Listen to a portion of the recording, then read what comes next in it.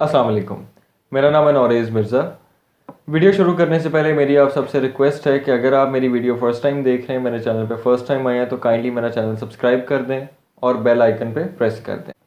क्योंकि रमज़ान का महीना है तो मैंने सोचा कि क्यों ना आपसे रमज़ान के इस बबरकत महीने के बारे में बात की जाए।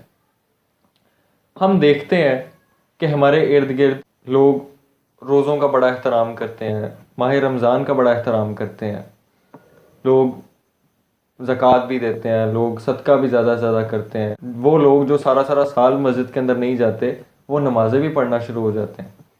वो लोग जो सारा सारा साल कुरान पाक को हाथ नहीं लगाते वो कुरान पाक खोल लेते हैं।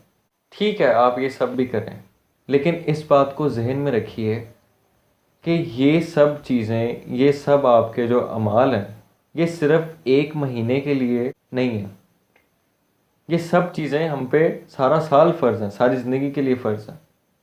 और इसके अलावा सिर्फ भूखा रहना, सहरी से मगरिब तक सिर्फ भूखे रहने का नाम रोज़ा रखना नहीं है। रोज़ा आपके हाथ का भी है, रोज़ा आपकी ज़ुबान का भी है, रोज़ा आपके कान का भी है, रोज़ा आपकी आँख का भी, रोज़ा आपकी हर चीज़ का है। तो जब रोज़ा आपकी हर चीज़ का है तो फिर आप पर लाजिम है, आप पर ये फ़र्ज़ है कि आप बाकी अपनी ज़िंदगी के मामलात का भी एहतराम करें, आप अपने बाकी ज़िंदगी के मामलात को भी अच्छे तरीके से करें।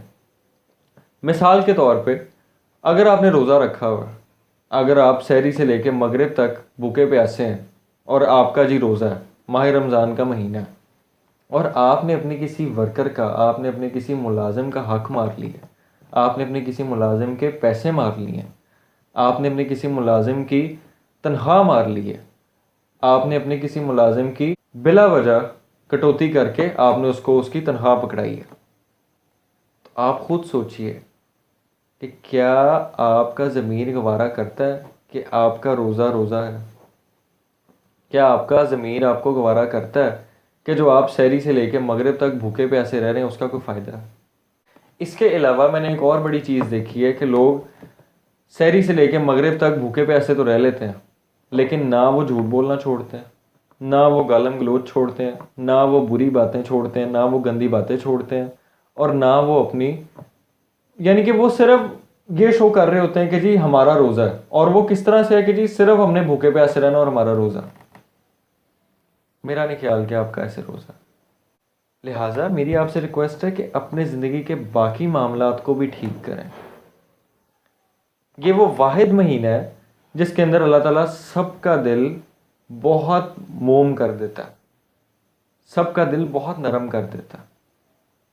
अगर आपका किसी से झगड़ा हुआ है, अगर आपकी किसी से कोई लड़ाई है, अगर आपकी किसी से कोई नाराज़गी है, तो बराए करम पहल कीजिए, बराए करम पहला कदम आप उठाइए कि आप जाके माजरत कर लेते हैं, आप जाके माफ़ी मांग लेते हैं, आप जाके बात को समेट लेते हैं, आप जाके बात को ख़त्म कर देते हैं। क्योंकि हम सब मुसलमान जानते हैं कि इस माह रमज़ान के बाद अल्लाह ताला ने हमें ईद का तोहफ़ा दिया हुआ। हम माह रमज़ान के बाद ईद मनाते हैं। तो वो ईद ही कैसी कि जब आपके प्यारे आपके साथ नहीं, जब आपके रिश्तेदार आपके साथ नहीं, जब आप लोग मिलजुल कर उस ईद को नहीं मना रहे। लिहाजा इस माह रमज़ान के अंदर अपने दिल से गीबत, अपने दिल के अंदर से बुग़्ज़, अपने दिल के अंदर से वो ख़राब बातें, वो लोगों के लिए बुरी सोचों को ख़त्म करिए। फिर आपके भूखे प्यासे रहने का फ़ायदा, फिर आपकी ज़कात और आपके सदका देने का फ़ायदा। आपके ऐसे सदका, ऐसी ज़कात, ऐसे किसी गरीब, ऐसे किसी मस्कीन की मदद करने का कोई फ़ायदा नहीं कि आपके घर का मुलाजिम बेचारा तरस रहा हो कि हाजी साहब, शेख साहब, फलाने साहब, ये साहब, वो साहब, जनाब मेरी तनख्वाह तो दे छोड़ो, जनाब मेरे पैसे तो दे छोड़ो। कोई फ़ायदा नहीं है कि आप उस बेचारे जो असल में मुस्तहिक है, जो असल में हकदार है, आपने उसके पैसे रोके हुए हैं कि यार अगर मैंने इसको पैसे दे दिए तो ये घर चला जाएगा, मैंने अगर इसको पैसे दे दिए तो आखिरी अशरा जब आएगा तो ये चला जाएगा और ईद के बाद फिर आएगा। आप उसका असल में हक मार के आप बाहर आटों की थैलियों की थैलियां बांट रहे हैं, आप राशन के पैकेट तकसीम करवा रहे हैं, सिर्फ किस लिए कि जनाब पूरे मोहल्ले के अंदर जो है वो मेरी शो हो कि जी फलाने फलाने साहब ने इतने थैलियां आटे की तकसीम की, फलाने फलाने साहब ने राशन के इतने पैकेट तकसीम कर दी।